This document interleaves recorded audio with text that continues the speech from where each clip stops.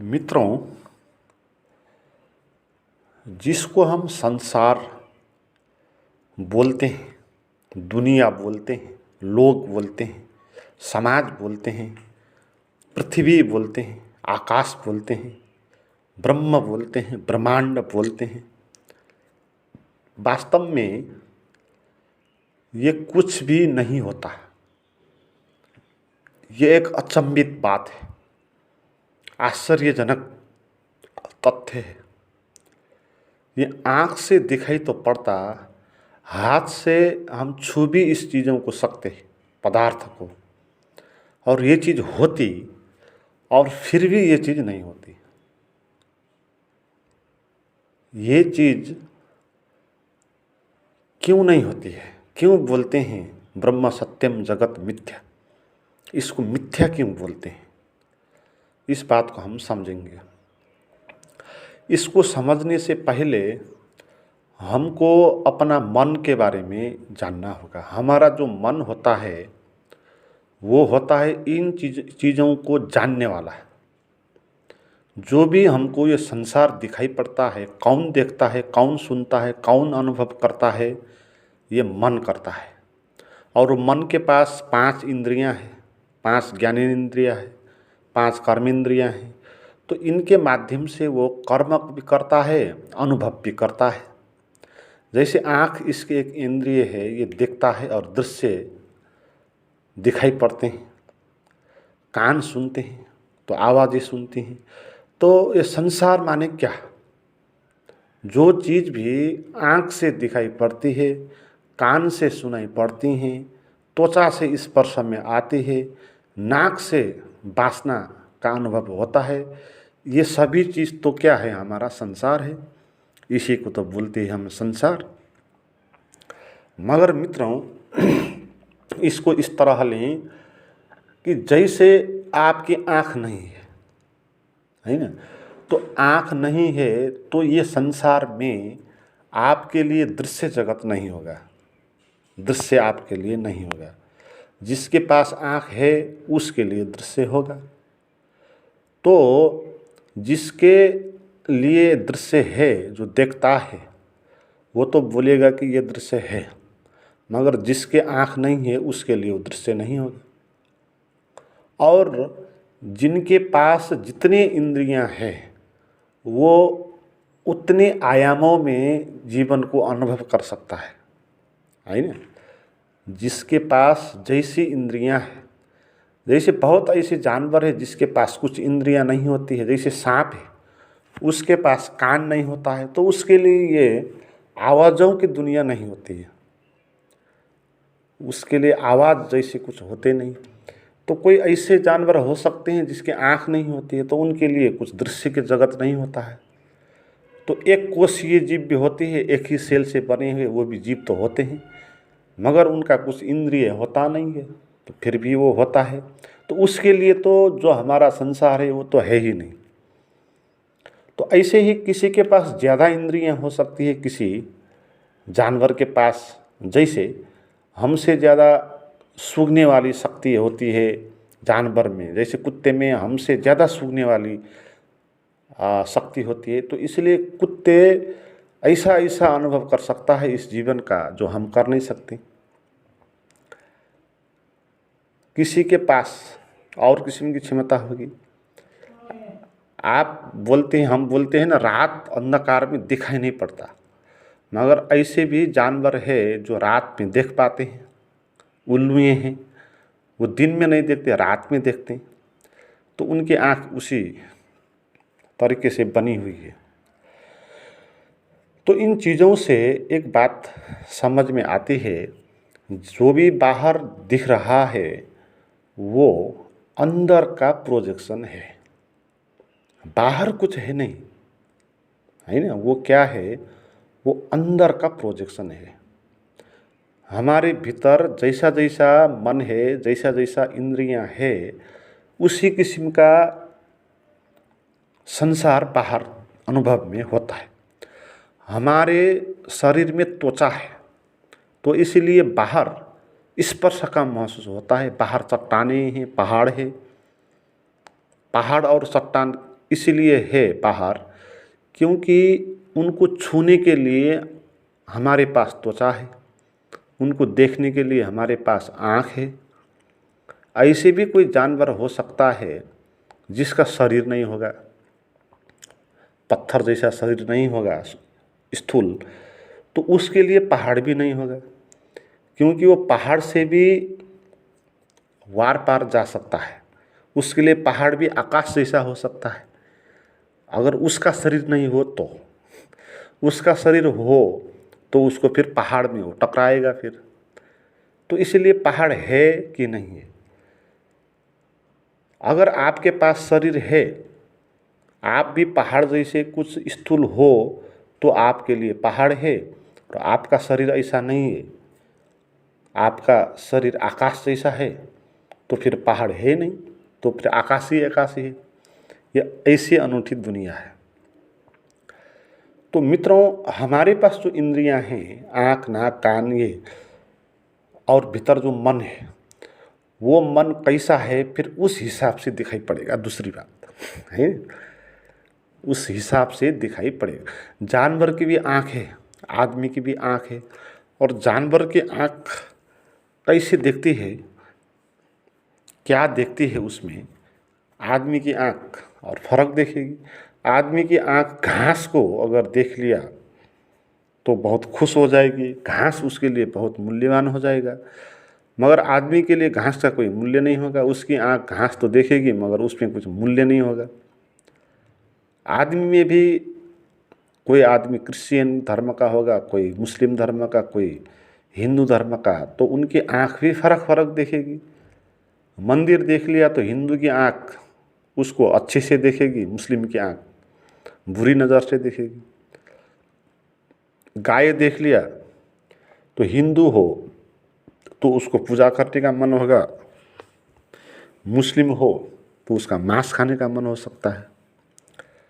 और दो आदमियों के छोड़े एक ही आदमी के भीतर भी जब जैसा भीतर अनुभव होता है, बाहर उसका उसी किस्म का अनुभव होता है।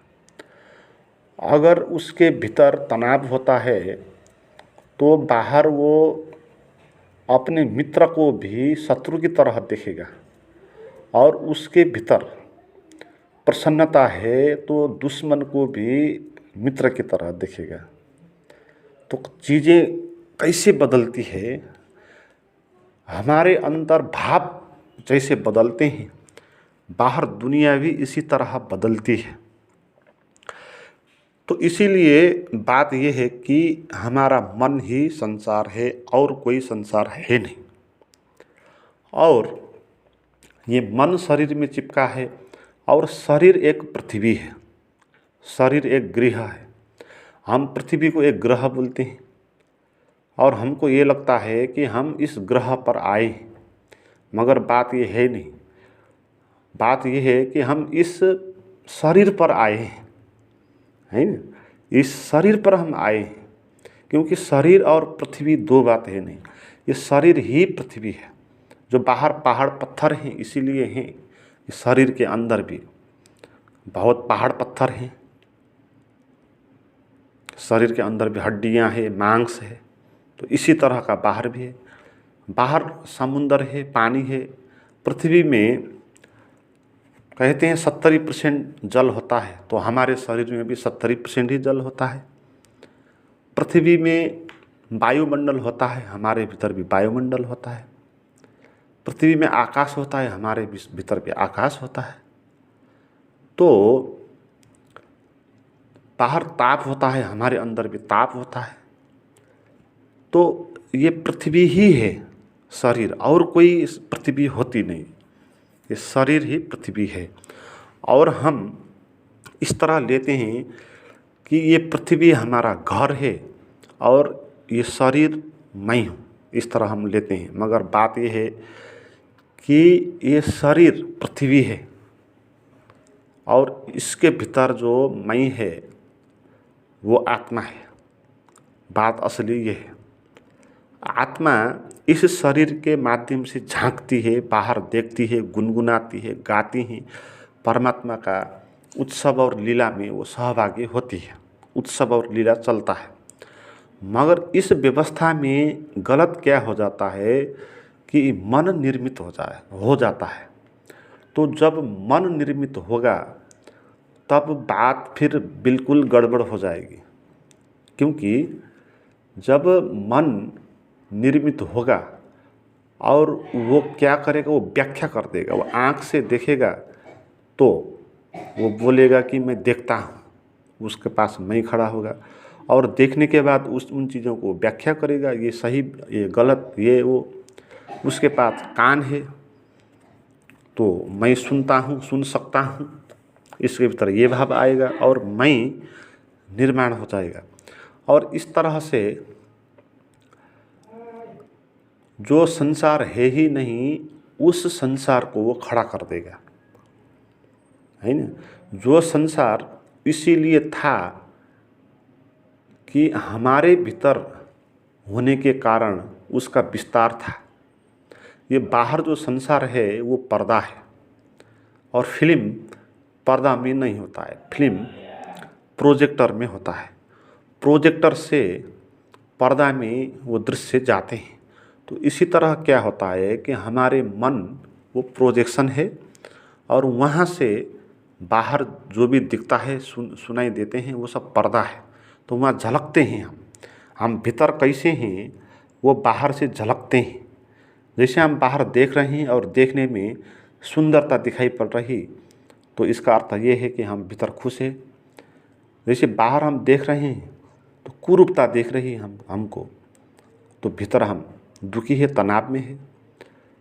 बाहर हमको पीड़ा, दुख, दर्द ये सब चीज़ दिखाई पड़ रहा है तो इसका अर्थ क्या है कि हम भीतर दुख दर्द में है। हम भीतर जैसे होते हैं, जिन भावों में होते हैं, बाहर हमको वही अनुभव में होता है, उसी से हमारा संगत हो जाता है। जैसे आप बाज़ार जाते हैं तो किस काम के लिए आप बाज़ार जाते हैं तो आपको बाज़ार में वही चीज़ दिखाई पड़ेगी। आप मेडिकल जा रहे हैं तो आपको और पसंद और दुकान नहीं दिखेंगी, उस दिन मेडिकल ही दिखाई पड़ेगा। कल आप उसी रास्ते से चले गए थे और बहुत सारे मेडिकल थे, दिखाई नहीं पड़े थे। आज मेडिकल दवा लेना है तो इसलिए आपको मेडिकल दिखाई पड़ गए। और आप जूते किनने गए तो जूते का पसल दुकान आपको वही नज़र में आएगा। आप भूखे हैं, आप नाश्ता करने के लिए जा रहे हैं तो आपको रेस्टोरेंट दिखाई पड़ेंगे। तो बाहर क्या दिखाई पड़ता है उससे ये बात मालूम पड़ती है कि हम भीतर कैसे हैं। तो बात क्या है कि बाहर कुछ है नहीं, केवल पर्दा है। ये संसार एक पर्दा है, यहाँ कुछ है नहीं। हमारे भीतर क्या है वो झलकता है इसमें। तो मगर हम इस तरह सोचते नहीं, हम इस तरह सोचते हैं कि बाहर की जो दुनिया है वो तो वास्तविक है और हमारे भीतर जो है वो तो काल्पनिक है। इस तरह हम व्याख्या करते हैं। हम बाहर किसी ने मुझको गाली दे दी और मुझे क्रोध उत्पन्न हो गया तो हम कैसी व्याख्या करते हैं, उस आदमी ने मुझे गाली दिया और मुझे क्रोधित किया, इस तरह हम लेते हैं। क्योंकि हमको ये लगता है जो बाहर है वही सच है, जो भीतर है वो सच नहीं लगता। मगर बात क्या है सच इसमें कि वो क्रोध मेरा ही भीतर था। वो आदमी तो एक पर्दा है, उसके कारण वो क्रोध झलका। उसने जो गाली दिया ना, वो गाली एक पर्दा है। उस गाली के कारण हमारे भीतर का क्रोध छलका, वो प्रकट हुआ। तो बात तो ऐसी है, मगर हम व्याख्या इसी तरह करते हैं। तो इसलिए हम संसार में और को, दूसरे लोगों को दोष देते हैं ना, मेरा जीवन ऐसे हुआ इसके कारण, इसने अगर ये नहीं किया होता तो ऐसा होता। तो बात बिल्कुल गलत है। बाहर कोई भी नहीं होता, बाहर कोई होता ही नहीं है ना। वो तो हमारे भीतर क्या है भाव, उसी से वो बनता है। वो मित्र बनेगा कि शत्रु बनेगा, कि अच्छा बनेगा कि बुरा बनेगा, वो इस आधार पर निर्मित होगा कि हमारे भीतर क्या होगा भाव उसके प्रति। तो जीवन बाहर से हमारे अंदर नहीं आता है, हमारे अंदर से जीवन बाहर जाता है, ये बात समझनी है। तो इसलिए जीवन बाहर हो नहीं सकता, जीवन अंदर ही होगा। तो इसलिए जो कुछ भी आप ब्रह्म बोलते हैं ना, वो सभी कुछ आप हो। जो संसार, जो पृथ्वी इतनी बड़ी बोलते हैं ना, ये आप शरीर जो हो ना, यही पृथ्वी है। पृथ्वी को जानना हो तो अपने शरीर को जानो, वही पृथ्वी है। और लोग विचार आदमी बहुत सारे बाहर कितने भी हो, वो कुछ है नहीं। हमारे मन में जितने विचार है तो इसलिए वो दिखाई पड़ते हैं। हमारे मन में विचार कुछ ना हो, हम शून्य होकर बैठ जाएं तो कुछ भी नहीं अनुभव होगा, हमको शून्य का अनुभव होगा। तो सारा का सारा ब्रह्मांड ही हमारा शरीर है ना, इससे और कोई ब्रह्मांड है नहीं। तो इस शरीर के भीतर जो रहता है साक्षी, तो उसको जानना है, तभी हम जीवन को जैसा का तैसा देख पाएंगे। अगर बीच में मन के प्रोजेक्शन के माध्यम से देखेंगे तो जैसा का तैसा नहीं देख पाएंगे। जैसे आपने अपने आँख में चश्मा चढ़ा ली जो लाल कलर की हो, तो आपको बाहर भी लाल कलर दिखाई पड़ेंगे, बहुत चीज़ें लाल लाल दिखाई पड़ेंगी। जो वाइट है वो भी आपको लाल दिखाई पड़ेगी, मगर वो लाल है नहीं, आपका चश्मा का कलर लाल है, तो इसलिए वो बाहर लाल दिखाई पड़ी। तो अभी वो संसार जो हमको दिखाई पड़ता है, वो हमने कैसा चश्मा लगाया है, व्याख्या के मान्यता के द्वारा जो चश्मा है हमारा, धारणा जो समाज, संस्कृति, परिवार, सभ्यता, इन चीज़ों से बना है, तो उस हिसाब से हम चीज़ों को देखते हैं। तो किसी ने लाल चश्मा लगाई है तो वो बोलता है कि लाल लाल होता है जीवन। किसी ने हरा चश्मा लगा लिया, वो बोलता है हरा हरा होता है। तो किसी ने पीला लगा लिया, वो बोलता है पीला पीला होता है। और लोगों के भी झगड़ा हो जाते हैं, फिर वो बोलता है कि हरा होता है, वो बोलता है पीला होता है, और दोनों के विवाद हो जाते हैं और लड़ाइयाँ होता है, झगड़ा हो जाता है। इस संसार में झगड़ा क्या है, द्वंद्व क्या है, यही बात है। किसी को ये दुनिया एक जैसी लगती, किसी को एक जैसी लगती, किसी को एक जैसी लगती है। और जो जिसको जैसी लगती है वो मानता है वही ठीक है, दूसरा भी मानता है वही ठीक है, तीसरा भी मानता है वही ठीक है, और सब अपने को ठीक बोलेंगे, क्योंकि अहंकार की बात है। अहंकार गलत हो नहीं सकता, हम अहंकार को श्रेष्ठ मानते हैं।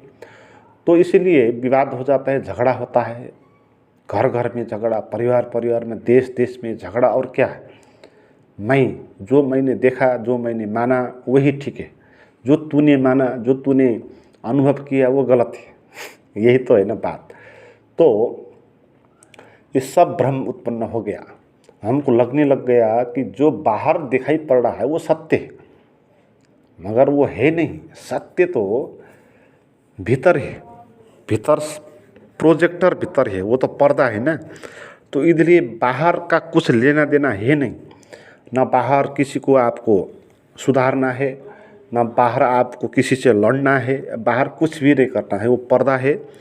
आपको जो प्रोजेक्शन है ना, वो प्रोजेक्शन को वहाँ से निकाल के फेंक देना है। वो मन, वो प्रोजेक्शन का काम करता है। वो जब तक वो मन रहेगा, वो अपनी व्याख्या डाल के आपको उस दुनिया का अनुभव दिलाएगा, और जैसा वो होगा उसी किस्म का अनुभव दिलाएगा। इसलिए प्रोजेक्शन अच्छा नहीं होगा। फिर प्रोजेक्शन को ही हटा देना पड़ेगा और डायरेक्ट देखना पड़ेगा। जो डायरेक्ट देखते हैं, जीवन को अनुभव करते हैं ना, उसी को ज्ञानी बोलते हैं, उसी को संत पुरुष बोलते हैं, उसी को इनलाइटमेंट बोलते हैं। जो मन के बिना जीवन को देखते हैं, सुनते हैं, अनुभव करते हैं, उसी को संत बोलते हैं, उसी को सत्य बोलते हैं। क्योंकि मन जब तक होगा, मन तो सत्य नहीं होगा, वो तो अपना प्रोजेक्शन डाल के आपको दिखाएगा। जब तक चश्मा होगा तब तक चश्मा तो अपना कलर भी आपको फैलाएगा वहाँ, और आपको वही दिखाएगा जो उसका कलर है। तो मन एक चश्मा है, तो उस चश्मा को निकाल के कोई अच्छा चश्मा नहीं लगाना है, आपको चश्मा निकाल के फाल देना है, उसको फेंक देना है। तो नंगी आँख से देख लेना है। और भीतर की चश्मा की बात है, भीतर की चश्मा है वो मन। तो मन बिना के डायरेक्ट देखने की जो कला है उसको बोलते हैं ध्यान।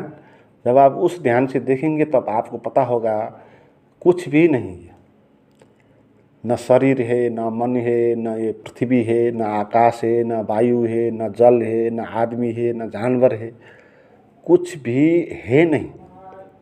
इसका अर्थ ये नहीं है कि सब उड़ जाएंगे, आपको नहीं दिखाई पड़ेंगे वो दिखाई पड़ेंगे, मगर वो आँख को दिखाई पड़ेंगे, और आँख को जो दिखाई पड़ता है वो सत्य नहीं होता है ना। हमने बोला ना, आँख तो अपना चश्मा के अनुसार दिखाई देगी, तो जो कलर वाली चश्मा के हिसाब से दिखाई पड़ता है वो नहीं।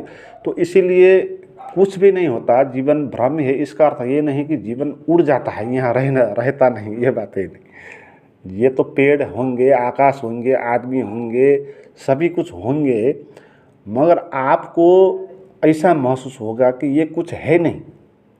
बाहर जो दिखते हैं ना, वो कुछ है नहीं, क्योंकि चश्मा आपके पास नहीं होगा उसको व्याख्या करने का। और फिर आप न सुख में होंगे न दुख में होंगे। दुख में होते थे तो आप मित्र को भी शत्रु बोलते थे, सुख में होते थे तो शत्रु को भी मित्र बोलते थे। तो आप, हमारा जो देखने का व्यवस्था दो आयामों में था, या हम मित्र बोलते थे या शत्रु बोलते थे, हम खुश या दुख क्या थे। मगर हम जब सत्य में होंगे या निर्विचार अवस्था में होंगे या अमन की अवस्था में होंगे, तो वहाँ हम न सुख में होंगे न दुख में होंगे। इसलिए वो आदमी न शत्रु दिखाई पड़ेगा न मित्र दिखाई पड़ेगा। वो क्या दिखाई पड़ेगा? वो कुछ दिखाई नहीं पड़ेगा। आँख उसका आकार तो देखेगी, उसका रूप तो ये आँख तो देखेगी, मगर आप उसको भीतर की आँख से देखोगे और ये पाओगे कि वो भी एक फैला हुआ अस्तित्व का हिस्सा है और कुछ है नहीं। बाहर तो खाली नाम और रूप है, और आँख बंद कर दी तो वो नहीं होगा उधर। उसका होना तो मेरे आँख के कारण है ना, इसलिए वो उधर है कि इधर हमारी आँख है। इधर हमारी आँख नहीं होती तो उधर आदमी भी नहीं होता है ना। ये बात आप समझ लें। किसी चीज़ को देखने के लिए क्या करना पड़ता है? उस चीज़ को देखने के लिए आँख होनी होती है ना, उससे भी ज़्यादा आँख होनी होती है, तभी वो दिखाई पड़ता है। जैसे आपको किसी फूल को देखना है, तो फूल को देखने के लिए फूल से भी बड़ा महत्वपूर्ण आपकी आँख होगा। आँख नहीं होगा तो आप फूल तो नहीं देखोगे। और किसी की भी आँख नहीं होगी इस पृथ्वी में, तो फूल होगा कि नहीं होगा हम बता नहीं सकते, और कैसा होगा ये भी बता नहीं सकते। तो पहली तो हमारी आँख होनी चाहिए, और आँख होने से भी नहीं होगा। जैसे अंधकार होगा, आँख भी होगा, फूल भी होगा, तो भी आप नहीं देखोगे। तो तीसरा इसमें क्या आवश्यक होगा? प्रकाश आवश्यक होगा। तो प्रकाश आ गया बीच में, और स्थान आवश्यक होगा, और एक दूरी आवश्यकता होगी, क्योंकि वो फूल को आपके आँख के नज़दीक कोई लेकर आए तो भी आप नहीं देख पाओगे, और दूर ले जाकर कोई रख दे तब भी आप उसको नहीं देखोगे। तो फूल को देखने के लिए बहुत सारी चीज़ों का समन्वय होना चाहिए। आपके पास आँख होनी चाहिए, सूरज की लाइट होनी चाहिए, निश्चित दूरी में होनी चाहिए, वायुमंडल होना चाहिए, पृथ्वी होना चाहिए। अगर पृथ्वी नहीं होती तो फूल किस पे होगा फिर? तो ये सभी चीज़ उसमें आ जाएगी।